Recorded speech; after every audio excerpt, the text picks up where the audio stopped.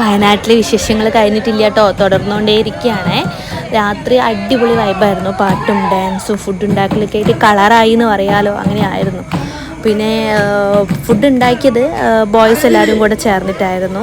Main chef ഡോണിയേട്ടനായിരുന്നു. Food സൂപ്പറായിരുന്നു.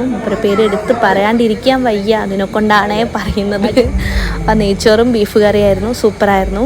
അതുവരെ അതാവാനുള്ള ക്ഷമ മക്കൾക്കില്ലാത്തതുകൊണ്ട് മക്കൾക്ക് നേരത്തെ കഞ്ഞിയൊക്കെ വെച്ച് കൊടുത്ത് അവരുടെ വയറൊക്കെ ഞങ്ങൾ സെറ്റാക്കി കേട്ടോ.